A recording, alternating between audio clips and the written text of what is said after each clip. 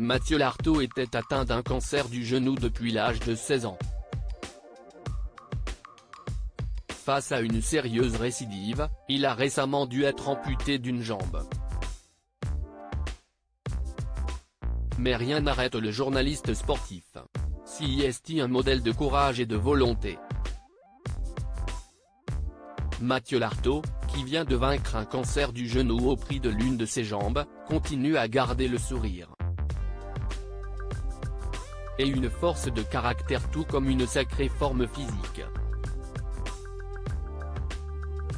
Le vendredi 14 juillet 2023, avant que le pays ne s'illumine de bleu, de blanc et de rouge, le journaliste sportif s'est lancé dans une séance d'entraînement avec l'un de ses proches baptisé Noah. Sur l'image partagée sur les réseaux sociaux, on l'aperçoit en plein effort. On voit également l'évolution de ses cheveux, qui repoussent enfin, se réjouit-il. Même en permission ça bosse, explique Mathieu Lartaud. Avec un sparring partenaire en PLS. Le regard un peu trop chambreur, s'amuse Noah, en publiant une image similaire sur son compte Instagram. Difficile de dire qui a remporté cette bataille de gainage, mais est-ce vraiment important ? Très jeune, le journaliste a appris à vivre avec la maladie. Âgé de 16 ans, il se destinait à une carrière de rugbyman quand il a découvert cette fameuse tumeur au genou. Il avait alors passé plus de 2 ans à l'hôpital et avait été obligé de changer de projet professionnel, restant toutefois expert en ballon ovale.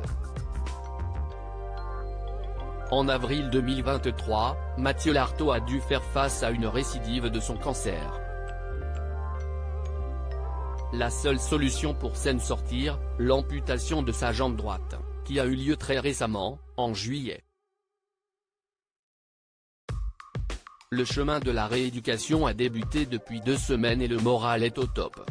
L'amputation s'est bien passée et les résultats de l'anapathe sont tombés il y a 2 jours, ils sont excellents, précisait-il. La chimio a fonctionné et l'opération a fait le reste.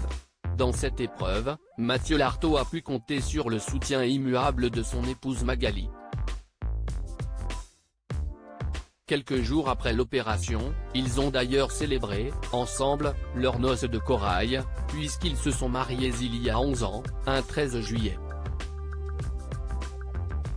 On continue de sourire à la vie, relativisait-il.